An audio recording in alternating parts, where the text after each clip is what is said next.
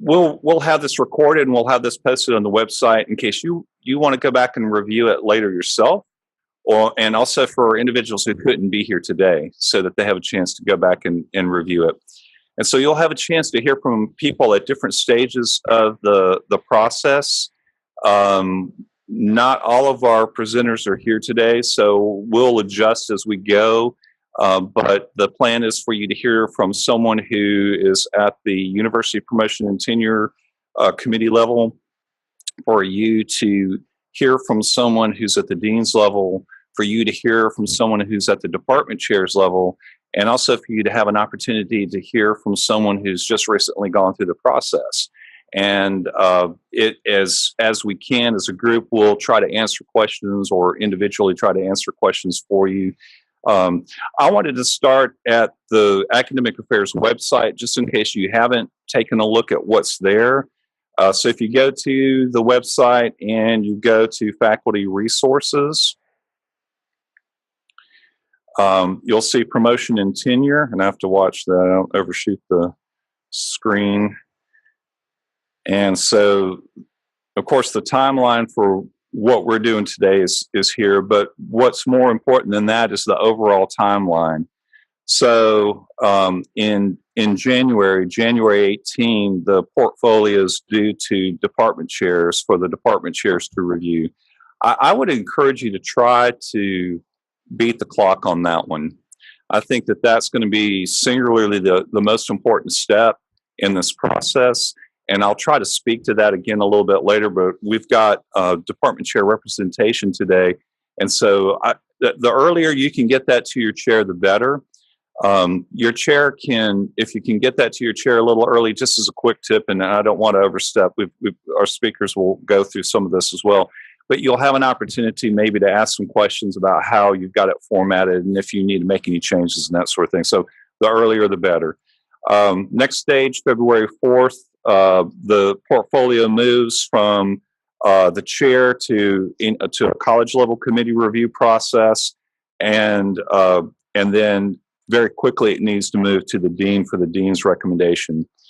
Something that you need to be aware, if you're not aware, during each stage, as the portfolio moves from stage to stage, you should receive notification of what that group's evaluation is. So you'll know whether they approved or not. And I'm going to show you a form, if you haven't found this form yet, that needs to be at the front of the portfolio that marks all of this off. And so you see the process as we go through the timeline. So I would look at that timeline carefully. The one that's the most important to you, because you really don't touch the portfolio again, is getting the portfolio until the very, very end. The portfolio comes back to you at the end of the process after the portfolio has gone through the full review. But you really don't touch the portfolio again after you give it to your department chair. And so, but this is so that you know when to expect notification of how the portfolio is moving through the process, what the timeline looks like. Key relevant policies, and I'm not going to detail those with you right now, but all of those links should be working now. I noticed one wasn't the other day. So you should be able to click on that and be able to pull up that policy statement and review that policy statement. And I'll go through some basics on that, but I won't worry about detailing any of that today on the front end. And at the very end, what I'll do is, after each presenter has presented, I'm taking notes, and as we have time, I might do a quick wrap up of some additional things I've thought about, and then we'll open it up for Q&A. So I'll hit some of that, but at the very end. The documents that you need, there are two: the flow sheet and the request for promotion and tenure. Both of those have to be at the front of the portfolio. So request for promotion and tenure is a simple one page. It basically signifies what you are going up for. So it's real simple, and it initiates the process. This flow sheet is where each body reviews the portfolio, gives their decision and it stays in the portfolio, and then it moves on to the next stage. But you should still receive a memo from that individual or from that group stating what the decision was, just so that you're notified. Okay, so that's multi-page because it goes through all of the different individuals, chief academic officer, university promotion tenure committee, and I believe the president's decision, and then the final recommendations move on to IHL. So that's how the process works. So the final decision actually doesn't happen until the summer. But I will say I'm not aware in 26 years of any decision that was made by the institution that was not backed by IHL. And so typically, by the end of the process, what the decision will be moving into the next year. So this actually made it a lot easier because typically I'm standing at the front flipping through pages and trying to show things, and we're trying to do handouts and all of that. It's all put together very, very well, and the video afterwards, again, once this is recorded and posted, should be posted on this website. So if you want to go back and review anything from the video, someone raised a question you couldn't remember exactly how they responded, or you just want to direct someone to the website. So in case they missed today, it should all be here. And at this time, I believe we're ready to talk about what the University Promotion and Tenure Committee's process looks like. And I'll step out of the way and let Dr. Dorsey get set up. Good afternoon. Good afternoon. Like, I know I'm not going to stand in front of all of these professors and nobody says hello back. You know how it is when you step into that classroom. So I just want to share a few things from the University P&C Committee, just a few tips. Some of these are probably things that you will hear again. That's going to point you to certainly some of those things that are very, very important and that are useful throughout the process. So I've been on the university committee a couple of years, 3 years, I think. After a year or two, it all starts. You see so many and you do so many that you start to lose track. But the things that we're going to mention today are things that year after year you see as the things that make it beneficial or helpful for the university committee to go through the portfolios and to be able to make a decision. So a couple of things are from the perspective of just things that will be helpful to you as you prepare the portfolio, particularly for those who are early in the career here at the W or early in the career academia. And some of the other things are just things that are helpful to us as we are doing the review, or for others who may be reviewing it, for instance, in your college or department. So the first thing is to just keep good records. And again, this is most beneficial for anyone who is just getting started, and for anyone who, you have a promotion coming up maybe in a few years. So to keep good records, I will admit that in the beginning, for the first time, my records were not as well. Some of this information I hadn't really heard. I didn't take the advantage probably that very first year of coming to a seminar such as this. So the first time around, my records were not as good, and I found myself doing a lot of scrambling, trying to find things that were needed as I got closer to that point. So if you're early on, this is, I think, some of the best advice.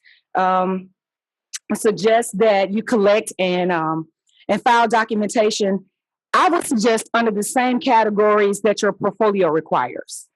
So as you are matriculating from year to year, just as you participate in professional development activities, or as you publish articles, or as you finish projects, that you take documentation and evidence and go ahead and file them in the category of scholarly or professional activities or teaching, and also document the year, because once you start to organize the portfolio, it will be easy to just grab the materials that you need from the correct category and to place them in the chronological order that would make sense as someone is reviewing the portfolio. We list here some things that we talked about across the years that are just some of the beyond the obvious things to grab. So the requirements are going to tell us the various areas, and there are some things that you know are required. For instance, your annual performance reviews or your course evaluations. But there are some other things that will become supporting documents or evidence that will need to be in the portfolio that you may not think about until the end. So there's a listing of some things here that as you go through the years that you will collect, or as you go through the semester, or if you're at this point now and it's going to be January, then as you start to go back and be sure you got everything, just some of the things to be sure you consider. Some of those that may not be as obvious in the very beginning. If you've attended conferences, then just some documentation or evidence of conference attendance, whether it's sometimes you may not have brought the bulletin or the program back, or you may not be able to find it. But if you can find, for instance, approval from your department head or chair or someone that where you were approved to attend the conference. So any evidence of conference attendance, certainly conference presentations. So if you have the program with your name in there and whatever your presentation title is, those things are very helpful and very strong evidence. Some listing or either documentation of, for instance, the number of advisees, the number of students that you spend time advising. Sometimes those things are helpful as well. Evidence of community service. A lot of times we have evidence of things that we do here on campus, meetings we attend, but things in the community. So if you're asked to speak somewhere in the community or share your expertise at some community event, or places where you may even volunteer in your field or in your area, or even outside, wherever you're offering service in the community that we'll talk about in a few minutes, bragging on yourself, that makes you look good and in turn makes the university look good, has an impact, a positive impact on the university, then any evidence of those things. Thank you letters, emails, particularly from students who are appreciating you for the service that you've given, time you've spent advising or assisting them, assistance with student research projects. Those are good things that you can evidence. So as you're doing those things, sometimes we may not be thinking this is going to be useful for my portfolio. So this is just a listing of some of those things that will be beneficial and will speak well of you that you may want to gather as you go through them. I mentioned collecting collecting and filing committee appointment emails. This is or letters, and this is mainly for your department or your college. If you're on a university committee, for most of them, membership is listed on the website. And so you can always go there and download that document and highlight those university committees that you may serve on. But there may not be a formal listing or a page that is published that lists your committee assignments in your department or in your college. So any evidence that you may have of that, again, whether it's an email that is, mentioning a meeting that we have to have, or if it's minutes from a committee meeting, particularly where you've been present or where you participated, then those things will serve as documentation and evidence. And also, again, for those who are early on, or after this time, you've got another promotion coming up in the future, then updating your CV as you do different things can be helpful. A lot of times, or I know for me, when the very first time around, I'd done all these other things, and I'm thinking at that point, well, that's not going to be, the CV is not going to be too hard. But then I found myself, okay, I got to add this. Oh, did I remember to add that? I did this last year or year before. So as you do these various things that will be a part of your Vita, to just tack them on. If it's March when you do something, just tack it on in March. Open that file and add in that presentation or add in that publication. And then when it's time for you to use that Vita, everything is already there and it's updated. So certainly organization is crucial. You'll probably hear this over and over for anyone who has to review or has reviewed the portfolios. So a table of contents, a good table of contents, along with clearly labeled tabs are very beneficial. The tabs help the reviewers find the sections of the application that you're discussing in the narrative. And so the narrative, as I'll probably mention again in a minute, and the supporting documents or those appendices work hand in hand. And so what happens is as we're reading in the narrative, we're looking for these statements that will lead us to where those supporting documents are. And so those tabs are very helpful and useful in finding those documents that support the claims that you're making in the narrative. So good tabs, clearly labeled tabs are very beneficial. Also, while I'm talking about the table of contents and the tabs, be mindful of the size of your binder. Some of these things that we don't think are very important, but when it's going through different reviewers' hands, if the binder is not an appropriate size, it's easy, especially the bulkier they are, for those for them to come open, for documents to slip out. And the last thing you want is for something to be omitted or missed just because things got out of whack and we weren't able to really follow the progression or follow your guidance of how to understand what's in there. So be mindful of the size of the of choosing an appropriate binder size for the amount of materials that you have. If you can avoid plastic sleeves, then that's good, especially for single pages, things of that nature. Plastic sleeves are really not necessary, even if it's documents that may be 2 or 3 pages or more. I would suggest that if you're going to use sleeves, to allow it to be for bulky items. Sometimes we've had individuals, for instance, in music, who might have recorded CDs or recorded music, and they want to include copies of that as part of their supporting materials. Then a sleeve is certainly to be expected.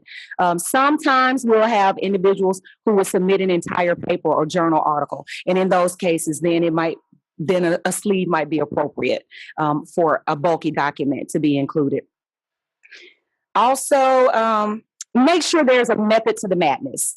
So everybody's portfolio would not look the same, would not follow the exact same perspective or guidance through, but make sure that there is a method to what is presented in there, that there is a flow, and that there is an explanation of how to understand the way things are put together so that it makes sense to anyone who is having to review.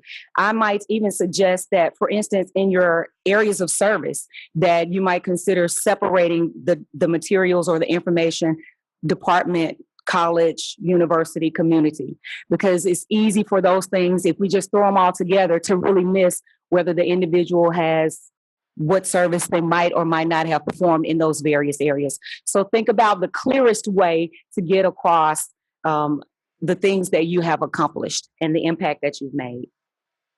One simple statement about letters of recommendation is to try to get letters from individuals who can speak to different aspects of your profession, rather than 3 letters from people who know all about your teaching. And so everyone talks about your teaching. But are there individuals who can speak to the impact that you're making regarding research or regarding service? Have you performed some outstanding service or notable service in your field? And is there someone who can speak to that, to the impact that you've made and to the value that you bring? So consider letters from individuals who can speak to the different areas. So the importance of the narrative. So this is the opportunity for you to brag on you. Most of the time we are in situations where we feel like it's not appropriate to brag on ourselves and we wait for others to do that. But this is the one time where that's what's expected. No one knows more about what you've done, what you've accomplished than you. And we will only know what you share with us. So this is the time to really brag on the things that you've accomplished in all of those areas. So the narrative should be a description of who you are professionally and why you're an asset to the university. That's what we're looking for as we go through that narrative. And then once again, there should be a thread, or there should be a relationship between what's in the narrative and what's in those supporting documents. And as we read through that narrative, it should help us understand what's important and where those supporting documents are, how to find them, and how to make sense of what's there. Certainly, for those who are applying for promotion, then we would say to be sure that you show growth and you show progression. Again, it's something that you're probably going to hear over again. So you want to be able to demonstrate that you're on a trajectory, a career trajectory, that you are progressing, that you are improving. So what have you learned and how have you improved over the years? What changes, if any, have you made as a result of your course evaluations or your performance evaluations? How have these things improved you or made you better as a professor, or as a researcher, as a scholar? So number 6 sounds very vague and very broad if you first look at it. When it says explain everything. But the reason we ask you to explain everything is we want you to consider that most of the people who will review or read your portfolio are people outside of your discipline. Even in your college, others will review who are not a part of your specific discipline. And so their level of knowledge and familiarity with the culture and the jargon may be limited. And so it's important that you provide some level of understanding for them. So we ask in those cases to be sure that you write your narrative and that you prepare the portfolio with the majority of your readers in mind. And again, it's people who don't know as much about your field as you do. Also, when we talk about explaining everything, consider if you have unusual job responsibilities. For example, in some areas, for instance, in music, because they do individual instruction and things of that nature, their course load, or they may list a number of classes that may seem kind of weird for others of us. And so an understanding of what that means or why this exists or why this is different from what might be considered the norm. In some fields, for instance, in nursing, I understand that there's a lot of team teaching. Again, that is something that is not quite the standard across the university, may not be the standard in most of the other areas. So an understanding of what that means and how it translates back to what you provide and the amount of time and effort that is required, even in those courses. Also in those areas, there may be lots of clinicals and other responsibilities that may cause a reduced committee assignment. And so once again, these are good things to explain so that those outside of your field may understand why there may not be as much committee work, for example, as there might be in some other areas. Certainly the impact that you've made or that you're making in your field or in your area, whether it's through your research or through your service, then once again, you want to be sure that you explain these things. As we talk about, as you just mentioned, papers that you might have written, they may not fully understand, particularly if you discovered something or you have tested something or brought something to light in your field that we just don't understand how big of a deal it is. So this is the place, once again, to remember to explain to us why this matters. Again, if there is any distinction in journal articles, for instance, if you've not only published, but maybe you've published in a top journal or a very well-recognized journal in your field, if you've received a highly competitive grant or some type of distinctive or coveted award, then again, make sure you explain that so we can really understand the relative importance and significance of these efforts. And I've already spoken to the jargon and the understanding of terminology. So if there are terms, again, words and definitions that might only be understood in your field or close to your field, then making sure that the reader understands or the definition or of the terminology being used.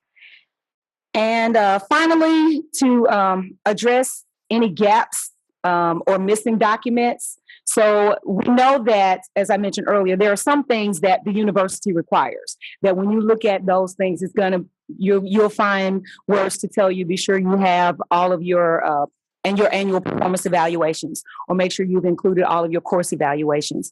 So if any of these documents or any supporting documents for things that you are laying claim, then that if any of these documents are missing, it's important to explain why they are missing. If there are gaps, years where you might not have accomplished something or done something, then an explanation would certainly be beneficial to those who are performing an evaluation. For those things that are required, we would suggest that maybe you would ask your dean or your chair to provide a letter explaining why those things were permitted to be omitted or why they are missing. One of the years that I went before the Promotion and Tenure Committee, I did not have a performance evaluation for, I think it was just 1 year. But during that time, we had a dean who simply did not give us the performance evaluation at the end. We had the meeting, we had the conversations, but we never received the document at the end as evidence of that.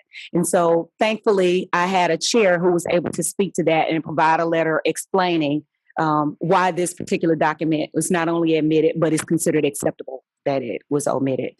I think those are the things that that we've come across and that we've discussed in University PNC that are both beneficial, I think, to you and as well as to other reviewers across campus. Thank you. Hello, I'm Maria Scott, and I'm the chair of the BSN program. And I will be talking to you about promotion and tenure from the perspective of the department chair. So some of this will be a repeat of what Dr. Dorsey has already presented, but I think it'll be good to hear it maybe in a different light. Each year, of course, you know, we do annual evaluations. Your department chair will meet with you to do your annual.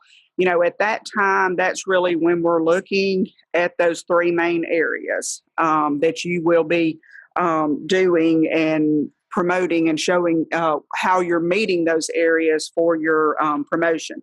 So that's really when we see what you have accomplished that past year. And then we can also talk to you at that time about expectations. What are some expectations if you're planning to go up for promotion and or tenure? You know, what do you need to work on? Maybe if there's areas that you need to bone up on a little bit or improve on, or if you're doing good in all three areas, maybe it's just that you continue to maintain those three areas, you know, while you're waiting to go up for promotion.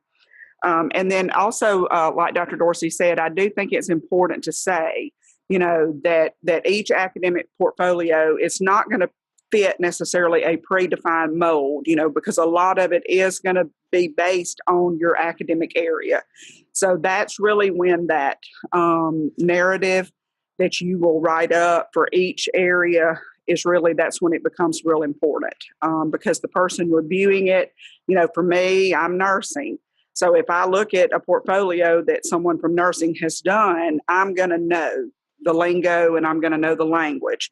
But if someone from a different area is the one reviewing your portfolio, they're not going to know what that means. Okay, so just be cognizant of that. And it, you know, it may seem elementary to you to have to explain it in detail that way, but it's really better for those that will be reviewing your document.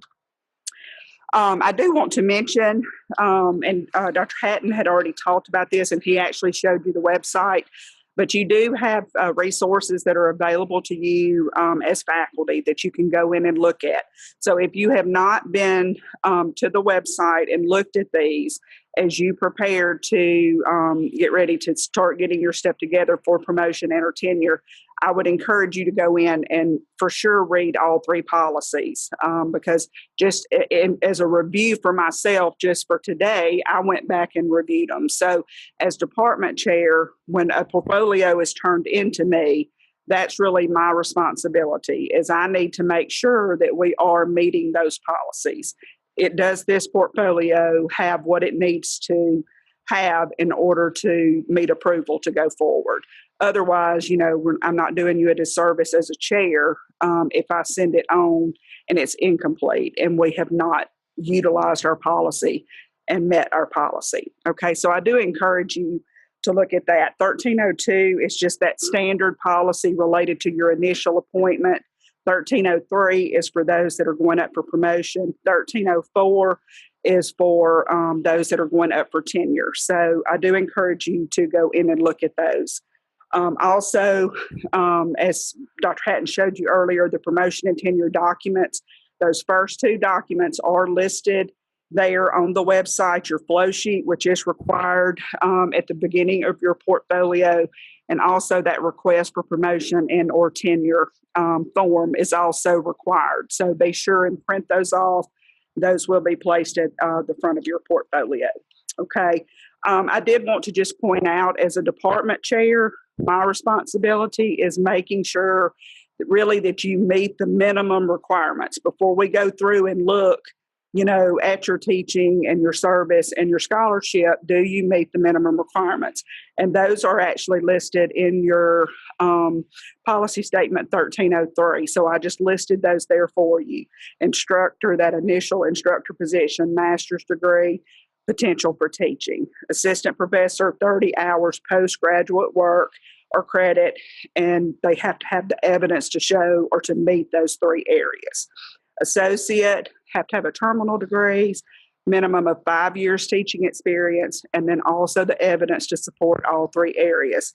Professor, terminal degree, minimum of 6 years, along with your evidence. So as part of my role, that's what I'm going to do first, is check to see that you meet minimum requirements. Do you have the terminal degree? If you're going up for associate professor, do you have the minimum 5 years teaching experience? And then I will go forward to see if you have evidence to support all 3 areas. Okay, and then the next things that are listed, a lot of it piggybacks off what Dr. Dorsey has already talked about, but I do want to just review some of that with you again as we go through. The process, of course, we talked about already. The request for promotion and or tenure form, your flow sheet, it's going to have just your basic information on it along with your current rank. And then, of course, the flow sheet will be first completed by the department chair. Okay, so once I have reviewed the portfolio, then I'm going to indicate whether or not it's favorable or unfavorable to move forward, and have to recommend by letter if we're moving forward to the next step, which would be our college committee for promotion and tenure. Letters of recommendation, you are required to have 3 to 5. I would say at least a minimum of 3. You do need 1 for each area of importance. So you do need someone that can do a letter for you related to your teaching learning, okay? Another that can speak to scholarly, and another that can speak to your service, okay? So, and if you have, 5 would typically be the maximum that you would have, but at least have those minimum 3, 1 for each area. Of course, your annual evaluations are in there. Your curriculum vitae updated is in there. Student evaluations are in there. It says, according to our policy, numerical evaluation is required, and that's what currently we utilize here at the W. You do not necessarily have to have evaluations in there where the student has actually wrote comments. That's totally optional, but if you choose to put that in there, that's fine. Peer evaluations are listed on the policy as being optional as well. And then, of course, that's where you talk then listed the documentation for your teaching, service, and your scholarship. And then just to piggyback off of Dr. Dorsey, what she's already spoke on, I just listed some areas that we typically see. Some of these may be more geared toward nursing, but a lot of them are just going to be general teaching things that you'll see done. So teaching effectiveness, explain everything. When you do your narrative, be sure and explain everything that you're going to be showing in your artifacts or in your evidence. Okay, that way when they read the narrative, they know what to expect. So when they flip through and see the documents, they know what it is. If you've developed a new course, if you have revised a course, any type of admission, retention efforts, anything like that. For nursing, we have our big ASAP retention plan that we do. So that for sure should be in yours. And I know other departments and areas, you have specific efforts that you do for your students. Anything like that, if it's a form, you could put a copy of that in there, anything like that to show what you're doing. A simulation activity, maybe if you wrote a simulation, and it doesn't, and this is something that's hard for me because I tend to be a little type A, but It doesn't have to be typed and pretty and perfect. It can be just be a document that you've worked on and made notes on, or that you're working on, or whatever. You can actually put that in there to show that that's something you're doing. That's hard for me to do, to put something out there that doesn't necessarily look neat or look perfect. But you don't have to do that. It's just showing that evidence of these are the things that you're working on or that you're trying to improve on. Any awards or honors, particularly if you've received anything related to excellence in teaching, anything like that would go there. Copies of your syllabi can go there, especially if you've had revisions to your courses. That kind of goes along with the one we've already mentioned. You know, if you do a handout, any of your lectures that you do online, if you've created a rubric, you know, it can just be any number of things that you can use for evidence. And a lot of that's going to depend on your field.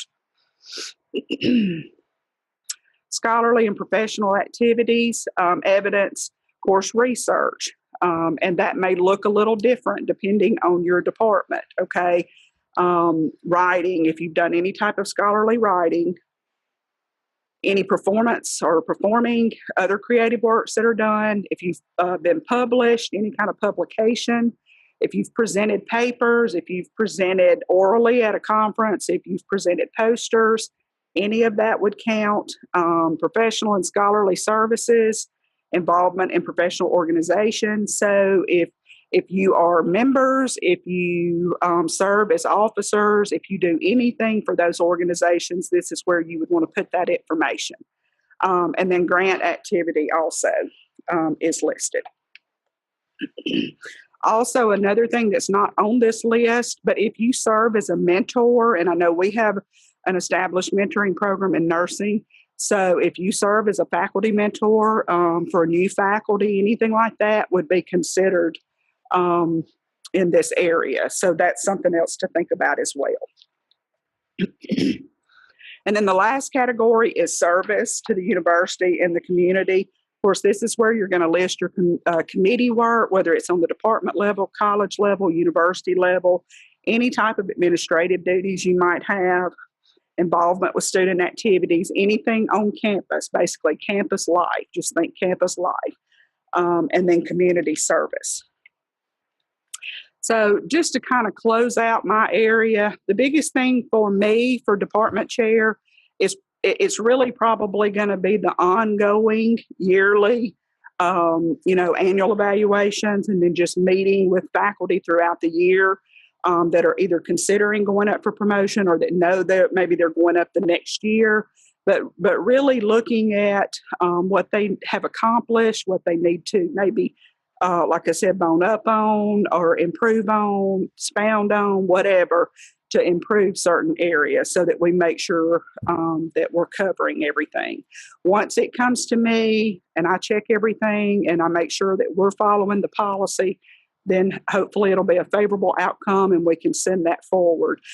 I do want to say, just like Dr. Hatton mentioned earlier, I know for me personally, I think I've got about 10 individuals going up for promotion. So I'm going to have a lot that I have to look at as department chair. So anybody that can get it in earlier than January the 19th, because that's kind of a short 2 weeks to try to get those turned around, especially if it's one that we need to look at and maybe have you make some changes to or add to or whatever.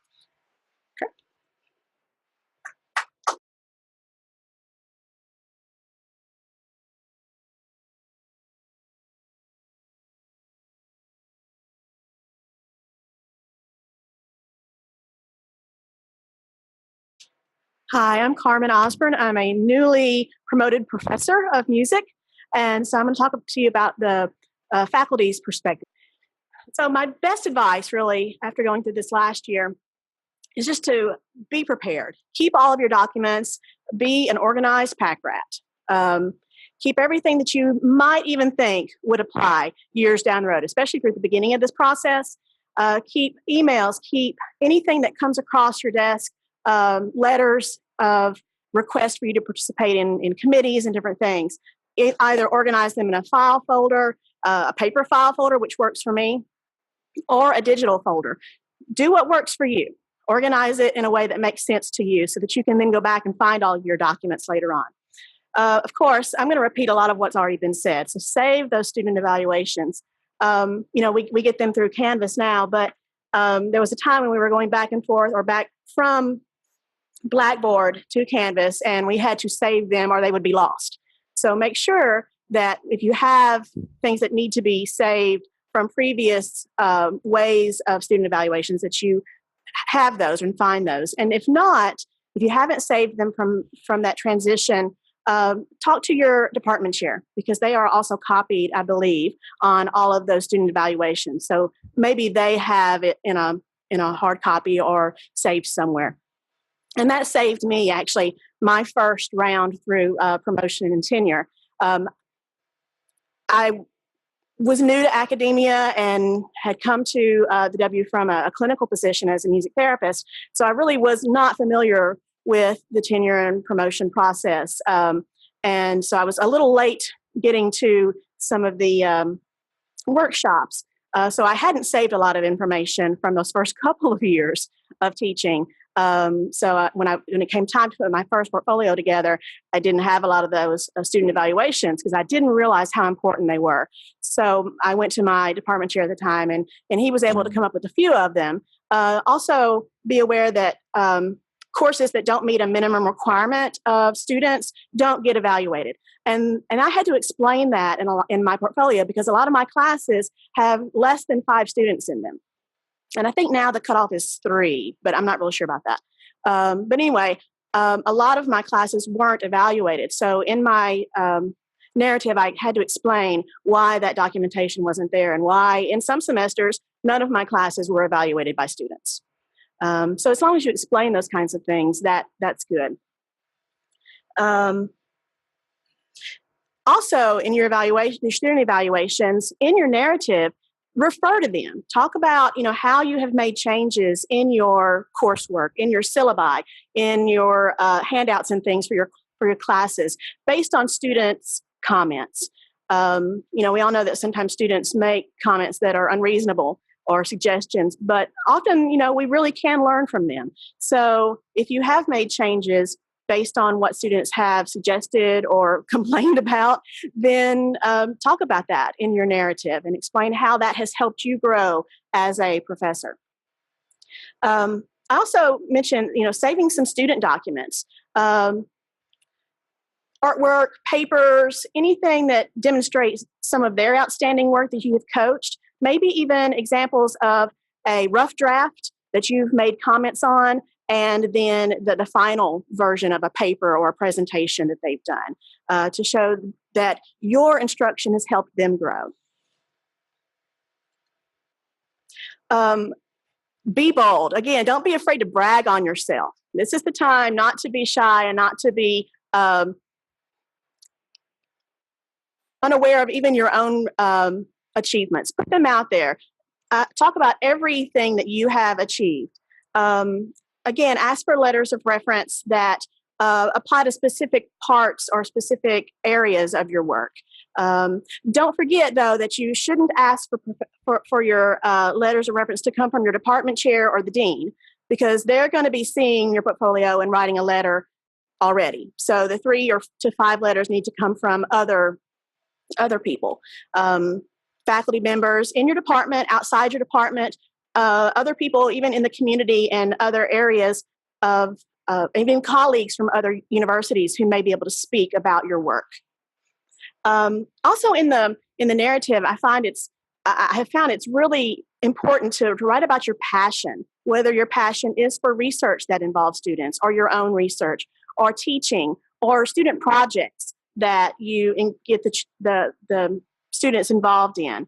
Talk about how meaningful it is for you to be involved in those endeavors.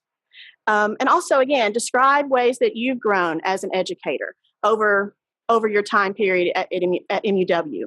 And, you might want to reference things that happened even before you got here. Like I said, I was a clinician primarily and had been doing some part-time teaching at a different university. But when I came here, it was my first full-time teaching job. And so I grew, I feel like, tremendously in those first couple of years, just learning how to be a full-time professor, how to organize syllabi and course rubrics and things like that. I didn't really even know what a rubric was before I got here. So that was a big learning curve for me too. And then also I think, especially when you're applying for the tenure and promotion, is to tell your vision of your future at the W. What do you see that you can give to the university community in the future? What kind of ideas do you have for expanding your role, increasing courses that you might want to in the future teach? Just your vision for what you want to continue to work on as a professor. Now, this list of don't wait I was looking at it and thinking, these are things that I would tell students. Don't procrastinate. Don't wait. Start collecting your items now. Like I said, be organized with it. The more you can be organized, the easier it will be when it comes to that time to put all of the documents together. Give yourself plenty of time to write your narrative. Don't rush that, because it's going to be a significant document, depending on what how involved you're going to be writing. And we want to write as much as we can, like she said, so that the other professors who aren't in our field will understand and know what we're doing. So give yourself plenty of time to write that, and then go back and proofread again, and maybe get someone else to read it and proofread it. I pulled my portfolio out the other day and was kind of flipping through it to kind of remind myself of the process, and I found a typo. I was like, oh. So, and I hadn't had someone else read it. So, it won't hurt to send it through some other eyes besides yours. Use your yearly evaluations as the base of your portfolio.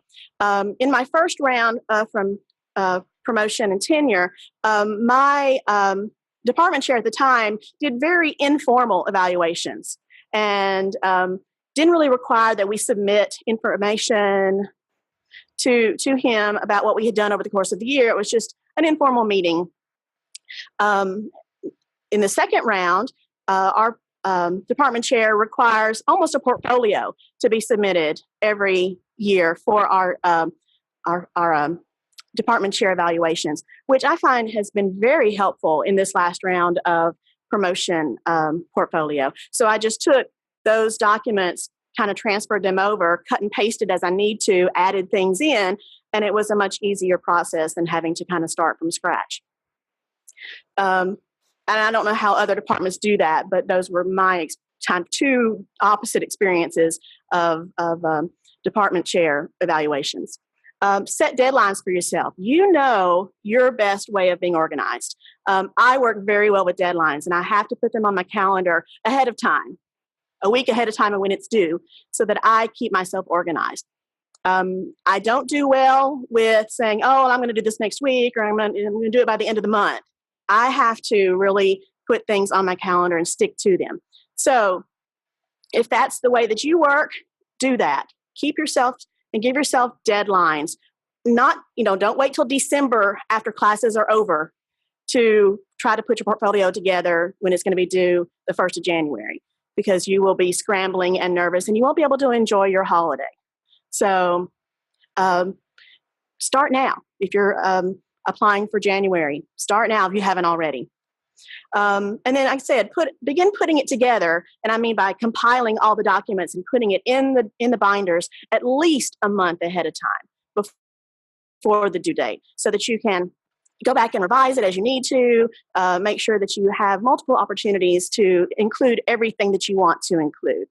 Also, I think a lot of my knowledge for the second round of being promoted professor was influenced by the opportunity that I had to serve on a college promotion and tenure committee. And that really was helpful in me seeing other people's portfolios. So then I could plan better for my second portfolio for promotion to professor. So if you get the opportunity for that, do take advantage of it. You'll learn a lot just from being on that committee. Something that I also think is important is don't put all of your stuff into one big, giant, huge binder. Because like they said, they're going to be passed around from person to person, and a binder that weighs 10 pounds is going to be difficult to maintain. So maybe in a smaller binder, you have your narrative, your student evaluations, your faculty evaluations, and in another binder, which may be larger, you have all of your documents, your evidence that you're going to be pointing to from your narrative. So 2 smaller binders is much better and manageable for you and for everyone else than one giant, huge binder. Other tips, these are things at the end. I was just kind of brainstorming things that I might have wanted to hear as someone who's applying. Review your emails for documents and other correspondence that you may have. Often, if I remember and I get an email that feel like I need to put or keep for my portfolio, I'll print it off right then and stick it in my file. But I miss a lot of those. So go back. Scroll back through all of your emails for the past few years if you've got them saved that way, and print off the ones that you need because you might have forgotten of something, or save them into a different folder in your emails instead of having to print them off one at a time. Don't be afraid to include pictures or recordings or really any example of your scholarly work. I'm not sure that a lot of it will get listened to, the CDs, although it may, but at least having the evidence of them is there. Pictures are great as well for things that might not fit in a binder. Clippings from newspaper, anything that you can use as evidence would be great. This has already been mentioned, but organize it well using good visuals for the people who will be reading them to follow along with your documentation. And again, don't wait till the last minute. I think that's the biggest piece of advice that I didn't necessarily follow. I had everything done and then realized the day before it was due that I hadn't included a few documents and I needed to run to the printer, and I was jockeying at the printer with another faculty member who was printing off portfolio stuff too, and put it all in the last minute, had to revise a couple of things, and then the day it was due, I got it turned in on time. But because I had waited a little bit too long, it made more stress for me, and more stress for the other faculty member who was kind of in the same position. We're trying to fight for the copy machine. So again, just find the organization track that works for you and stick with it. Remind yourself, give yourself deadlines, collect everything, and then once you've got everything together, organize in a way that makes sense to you, but also that can be communicated to whoever may be reading it. Hello, I'm Brian Anderson, the Dean of the College of Arts, Sciences, and Education. And I just want to say a couple of things about the Dean's role in this process. The Dean works very closely with department chairs. We don't work as closely with, say, mainline faculty members, that we, of course, want to know them as best we can. But as far as knowing their professional work, their teaching, their service commitments, we take cues from the chairs. And it's mainly through those annual evaluations. That's usually the first thing I go for in reviewing a P&T file.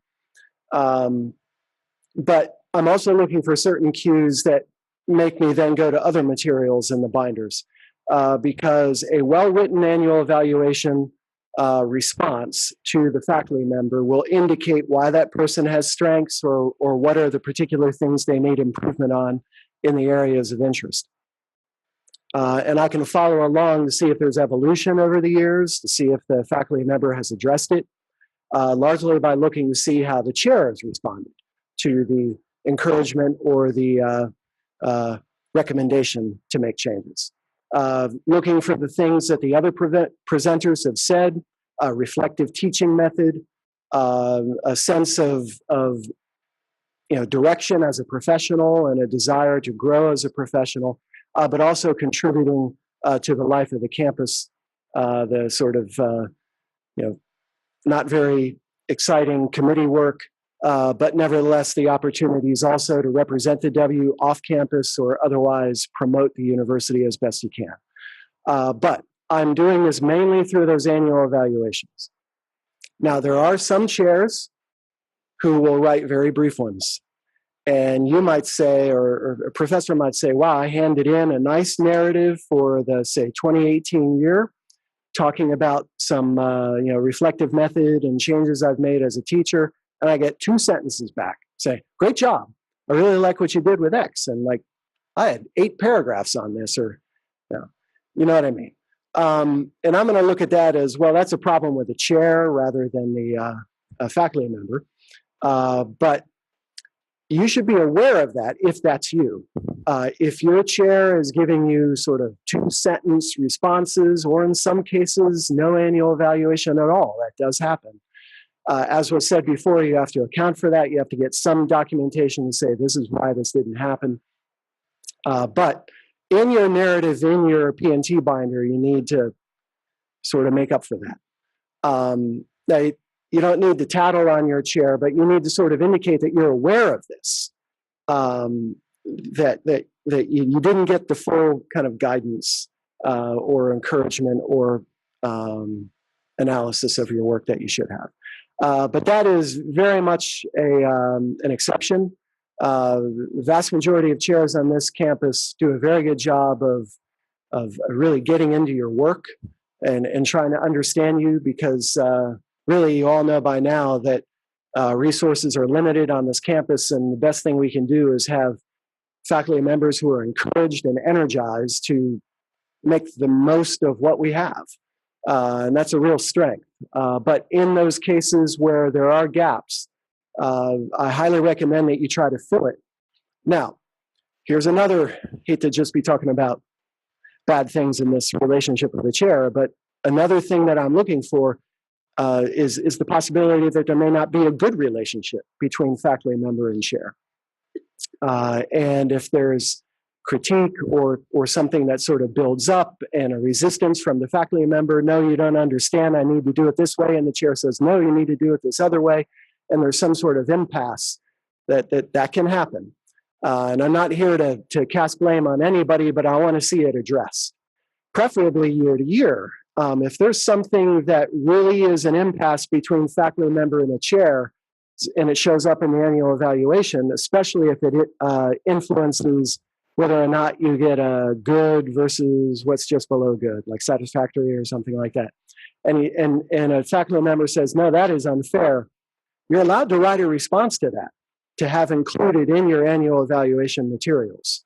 I'm not interested as dean in seeing a full out argument, but I would like to know that if there really is a reason why the faculty member disagrees with what might seem a serious concern about that faculty member's work as a teacher or researcher or whatever, defend yourself if it has to come to that. And I have had to give that advice on occasion, but it's very rare. But I want this to be known now, even for those of you who are brand new to the W, because this is the first thing I look at in a file. And I love the narratives, and I love all the pieces of evidence that Carmen mentioned. And sometimes I will leaf through, and I like to see those CDs and things in there, like, oh, I don't have time to look through all this, but it's great to see the very colorful development of a faculty colleague on campus. But when it comes down to it, I'm going to follow the chair's cue, and if everything looks good, I'm happy with it. But if there are disconnects and red flags in this chair faculty relationship, I'm going to dig deeper. And if there's any concern on your end, you need to help me understand what might have been happening from your perspective, because I'm not supposed to go to the faculty member or the chair after I have the binder and say, tell me more about this and let's add another document. I can't do that. So I wanted to cover those worst case scenarios just in case, and a small chance that it might actually happen. Other than that, any advice I could give would just repeat what others have said. But let me go back to that point I made about resources on campus. A school like this one, we make the best of what we have. And I do read those faculty member narratives for the P&T file. And any honesty you have about, okay, I got this grant, that's wonderful. Tell me all about it. But how about, well, my funding for this particular aspect or the department's aspect of this operation got slashed or otherwise had to be shared with something else, and here's how I made do. That's the state we're in now.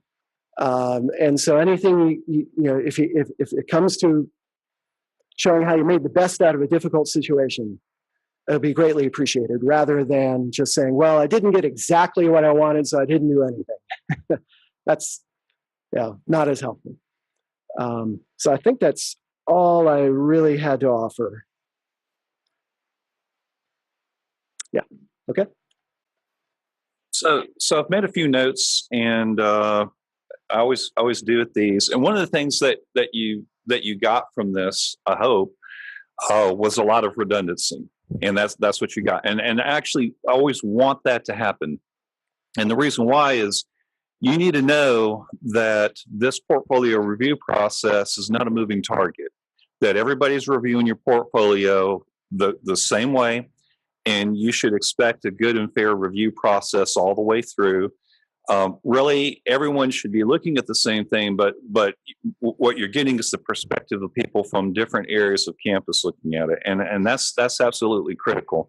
And so I always say, forgive us for the redundancy, but I'm glad you got it. That's absolutely critical that you know what this process looks like. Some of I may repeat a few things, but I always take notes and think about things in the process that I went through. And then I've served as a chair, as an interim dean. I've served in a lot of different roles, so I've seen it from a lot of different ways too. One of the things that you heard is it might not be a bad idea to use more than one binder. What I did, I'm not saying this is necessarily the right way to do it, but this is what you were hearing. What I did is put the primary documents in a smaller binder, and then I referenced the documents in a larger binder. That way someone could go through this, and if they did not care to look at all that, they didn't have to. If they had a question, they could go, let me flip that open and I can look at that. And it makes it easier for the user, as opposed to trying to put everything in one binder where, okay, the key documents here, the narrative's here, and it's referencing something else later in the binder, and they're tearing the binder up, flipping back and forth. And I know that may sound real basic. And some of the suggestions I might make are real basic, but I still think they might be helpful. You heard that it might be a good idea to consider more than one person as a reference. There was an instance where I thought it was really important that I used 5 references. Now, for me, my strategy always was, as you heard, have a reference from someone on campus, typically, who can speak to the major areas. And you do have to have minimum 3 references. That is required by policy. You may have 5. In one instance, I brought in 2 people from outside. And the reason why I did that is one person is Dr. Pat Dunot, who's now, at the time, she was a vice president at another university when I referenced her. Now she's actually a SACS VP, and I continue to work with Pat ever since she was here. But she was also the associate vice president for academic affairs, and I did a lot of committee work with Dr. Dunot. And so I got a letter from Pat that referenced some of the committee work that I did with her. And then I also got a letter. My area of specialty is media effects. And at the time that I went through the P&T with this portfolio, I was the only media effects person on campus. It's not an area that a lot of people know a whole lot about. And so I was actually working with, after I'd finished my coursework with this individual, I was still working with someone at the University of Alabama where I studied, Dr. David Roskosy-Woolson. And I was a journal reviewer for Media Psych while he was one of the editors. And he and we were also working on a research project together. And so I thought it was really important that I had a reference from Dr. Roskosy-Woolson, because he could speak to the value or not of my work as a media effects scholar. And really nobody else on campus had any reference point for that. So I thought it was really important to do that. You've heard a lot about organization. A strategy I came up with was when I went into a section, I also sometimes created like a mini index or a mini narrative. So for my references, I put why they're my references in there. And so I give a little explanation. These are the letters in this order, and this is why these letters are in here. And so I was hopeful, especially with Dave. I didn't know if someone would understand why I went with Dr. Roscoe C. Woldson off campus for this. So I needed to make it clear why I put him in as a reference. That to me was kind of a helpful thing. I've mentioned that I don't do as much of this now as I used to, but I've reviewed a lot, as I've been a blind peer reviewer a lot for different journals. And you might wonder, well, where do you put something like that? Does that go in service or does that go in scholarship? And I would suggest that you have a conversation with your department chair about how you place some things. If I felt like I was a little light on service and a little heavy on scholarship, and my chair was okay with it, I might put that in service. And if I thought I was a little light on scholarship and a little heavy on service, I might put that in scholarship. Because for me to be and some of you do this as well, I have to be on top of the field. I have to do some research. Sometimes I'm kind of sort of in that ballpark, but not exactly. I'm going to have to do a lot of research in order to be able to explain, yep, their work does make sense, and here's why, or here's the reason why I have some concerns about this particular article. And so there are some things that might fit in more than one place. And so I would be strategic about it as much as I could, but I would also kind of talk with my chair about that. And this has been talked about a lot, and I'm going to stress this again. Think about how an argument works in law. This is status quo, right? The first argument is the most important argument. The department chair knows your work better than anybody else. And even if the department chair doesn't work in your specific area of specialty, the department chair knows your work better than anyone else, and also knows what you've been asked to do in the department. That letter, that evaluation, is the most important evaluation in the process, because everyone else is going to be working against that evaluation. So as Dr. Anderson pointed out, the dean's going to take a look, because the dean knows that, because the dean doesn't have as much direct interaction with you as the department chair does. And certainly the P&T committee, there may be someone on the committee who's a colleague of yours, but you have to assume you don't have someone there who really deeply understands what you do. And so I also kind of liken this to preparing for accreditation. I tend to think a lot about accreditation. I've been involved in that a lot. And so you're going to have people in an accreditation site visit who don't know anything about your campus and all of that. And you know how careful we have to be, explain everything. Kind of sort of treat it like that too, because the people who are on that P&T committee, even at the college level, frankly, but especially at the university level, may not understand all the specifics about what you do. And so that's important. We talked a little bit about student evaluations. I do, and you've heard both. It's not required that you have the written narrative. I would encourage you to consider using those, though, because it is a good opportunity for you to show how you made improvements in your instruction and in your advising. The key three components, and I know everyone knows what they are, but it's teaching and advising, it's scholarly or creative work, and it's service. And you have a lot of room for defining some things, because there's some variance, especially when you get into scholarly and creative. And we need to probably step back into that one for just a moment. But you have some room for variance in defining all of those things. What if you were hired into the university as a 404 teaching load, but in year 2, you were given an administrative reassignment? And so suddenly your teaching looks a little different, your service looks a little different. Don't assume that the committee is going to understand what just happened. You need to explain those sorts of things in your narrative. And probably your evaluation with your department chair helps to back that up. Sometimes it doesn't. Dr. Anderson spoke to that. Sometimes it doesn't.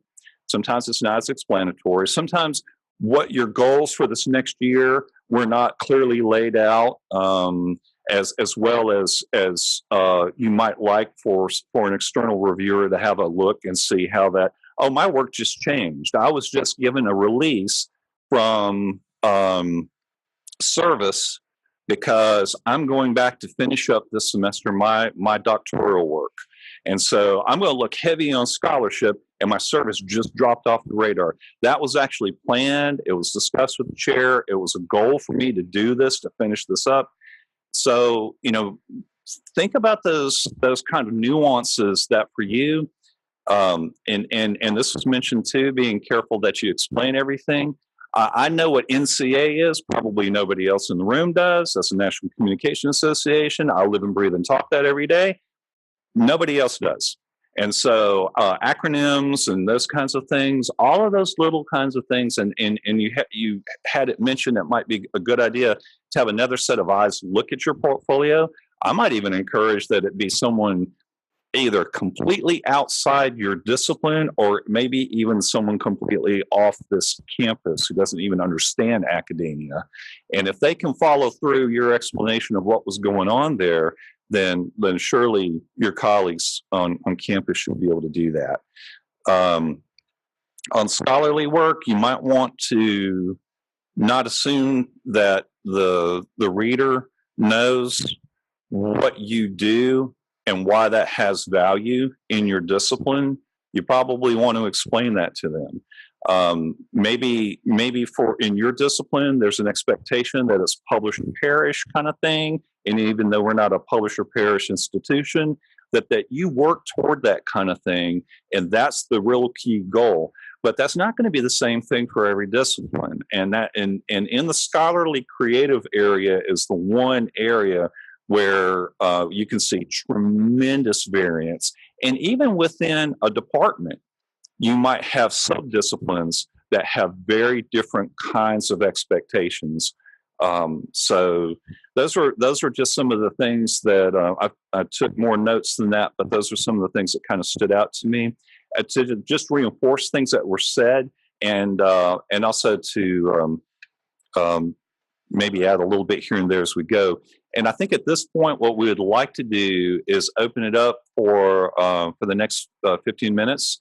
And I'm willing to stay if any of you still have questions after the 2 o'clock hour.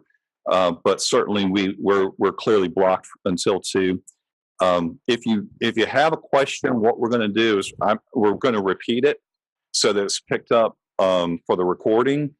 And I don't think I'm going to answer every question or be able to answer every question. So might have to ask my colleagues to help me out a little bit as we go.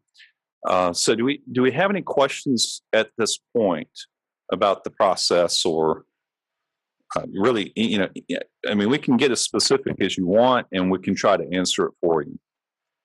Yes.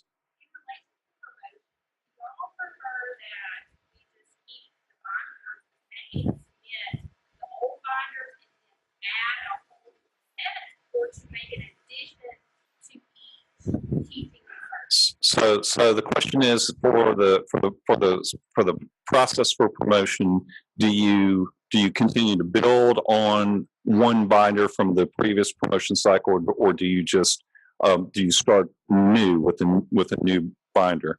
I started new, and so I think that's the general expectation, that you don't necessarily continue to build. I will say this, and I do need to mention this too. If you're bringing in years or work from another institution, you do want to bring that into, especially for the tenure process. And as you know, it's stated in the policy statement, you don't have to promote. You have to secure tenure, year 6. That's non-negotiable, with this one exception.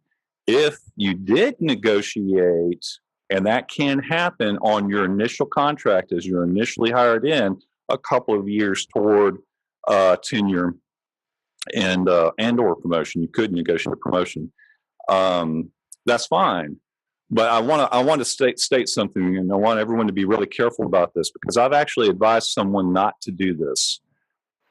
Just please know that you can't back up from that. You can't say, okay, so in 4 more years, I'm going up for tenure. Okay, well, that's great. That's in your contract. That's what you're coming in with, and you're bringing in 2 years. You can't get to year 4 and say, I changed my mind. I'm not ready. That's your year. So I think that's really, really important. Um, of course, we're all here, right? But if for some reason there's something that happens, let's say that you were to leave the W, you went someplace else, you came back again, and there's some sort of negotiation on years. Just know that that's firm. That's a firm deadline, just as everyone else has the firm deadline on 6 years. Any other? That's a good question. Any other questions? Yes.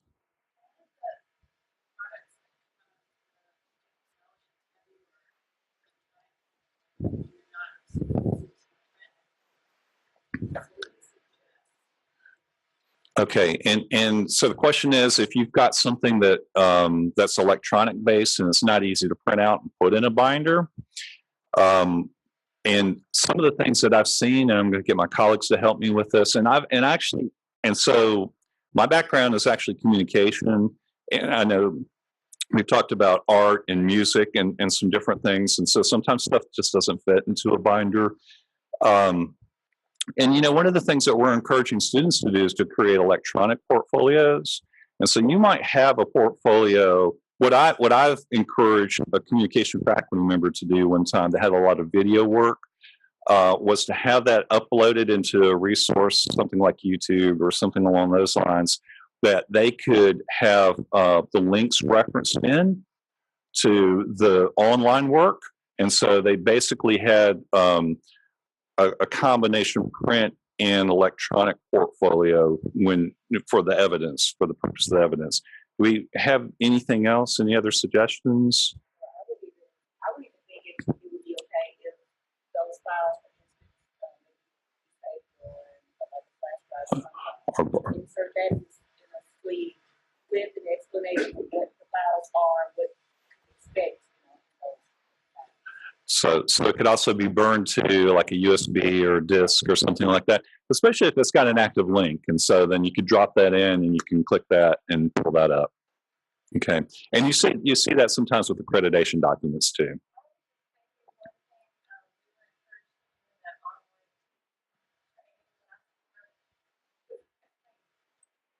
Right.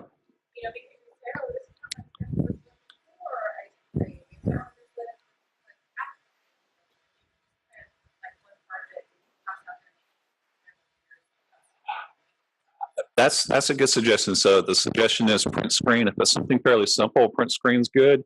And I might encourage you to, even if you do have links, to back up some of that with print screen, because sometimes websites change. If it were your website, that's one thing. If you're referencing someone else's website, you don't know that it's always going to be there. And so at least being able to capture some of that. I've got another suggestion for you as well that just came to mind while we're talking about documenting. You want to document everything, but you can't over document. And so you don't have to have, like, if you want to put some thank you cards in there from some students who want to speak to your advising and mentorship, that's fantastic, but you don't have to have 50 of them. So, think about, but on the other side, if you've been serving on a committee for 10 years, and while you've been serving on that committee, you've been an officer and you've done some different things. It's one thing to say, and I know we tell our students to do this, but sometimes we forget to do this. It's one thing to say, sure, I've been with the National Association of whatever for the past 10 years, and just list those years. But I would probably bullet point specific things that I've done with that organization. You and I both know it's one thing to be someone who just shows up to the meetings. It's another thing to actually do stuff. And so don't assume that the person who's reviewing your portfolio is going to understand that you've been working significantly with that organization for a number of years. And I would also say, if you put a document in, let's say that you put something in like, let's say that you went to conference and you presented, I might be tempted to even photocopy some of the pages from the program that shows, that you did actually present this paper. the 8 papers that you presented. I mean, I think that's helpful. If you have some document that you built for some program, let's say that you were involved in organizing some program, but you not only organized the program, you helped raise money for the program, you did the layout for the marketing for the program. I mean, so if you just put a flyer in there and some quick reference to that program, the person who's reviewing that's not going to understand the depth of what you did. You know, again, you didn't just show up, or you didn't just make sure that the calendar date was met, but you did a tremendous amount of work, and I think it's helpful to help your audience understand that. Got a question? Yeah.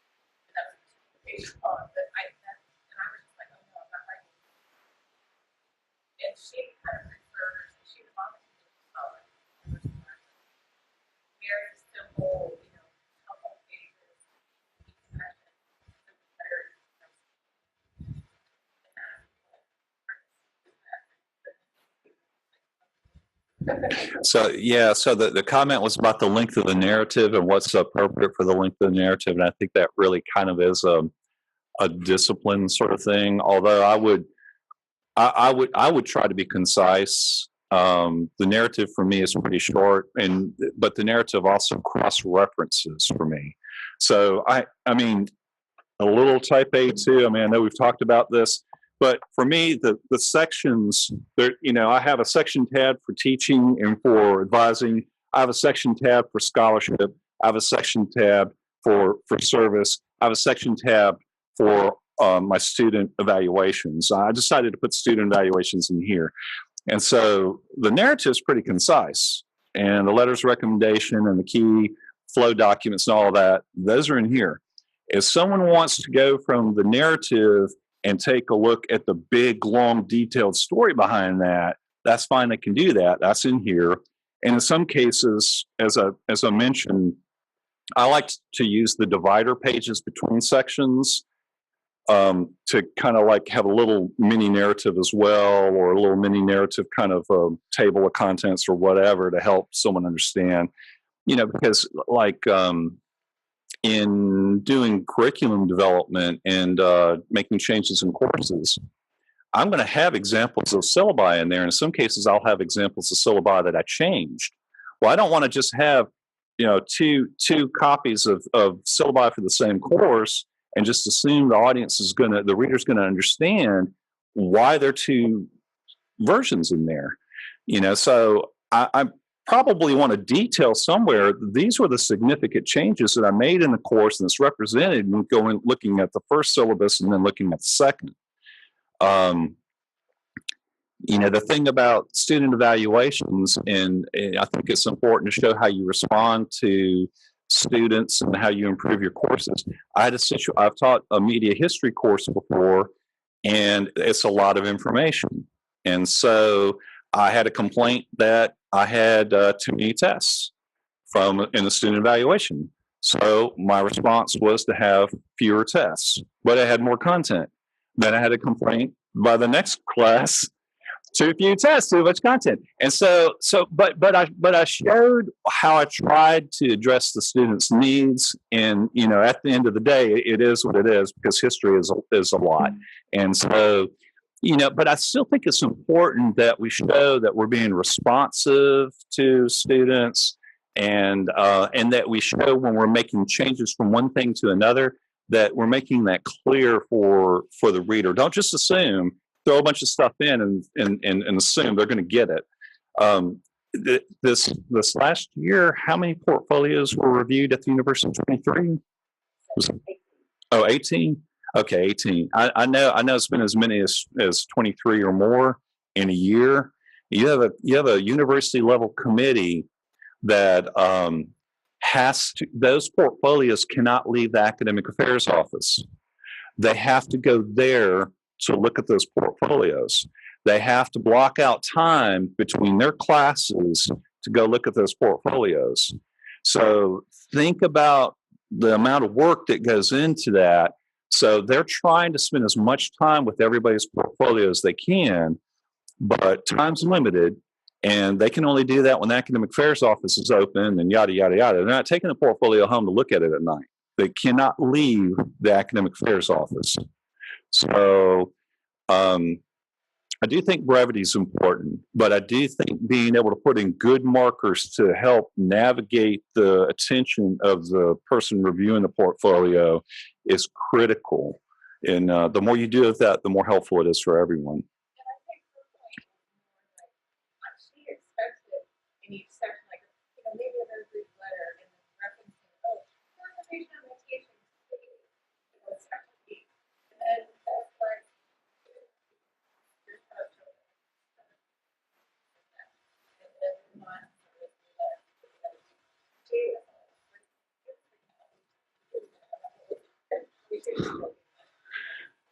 Yeah. Right. And so again, you know, helping the person understand, you know, if that's what your chair wants, that's what you do. Right. But then that needs to be, so if I'm going to write a brief narrative and I'm going to format it a certain way for my chair, that's fine. But that needs to be really evident to the next person who's going to review this, because as we've said, no two portfolios are going to look exactly the same. I would even argue within the same discipline, you're going to see a lot of variance.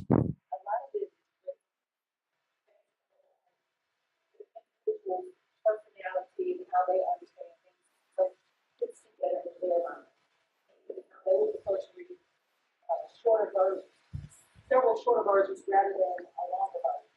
But it's just that as the reviewer gets to read, there's an understanding of here's how I want to do this, here's how I want to guide you. So, yeah. So each person is going to structure it differently.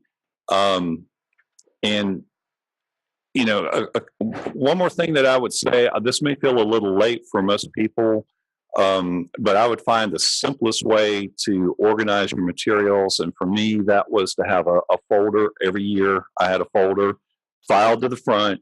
If I got a letter, if I got an email, if I got anything that I thought might be important, I threw it into the folder, did my evaluation with my chair. My chair gave me the evaluation, that went in the folder, and that was that academic year, and that's filed away.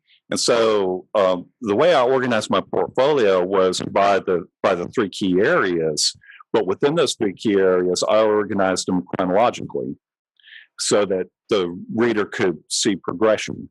And that worked for me. That's personality. That worked for me. That was how I kind of laid it out.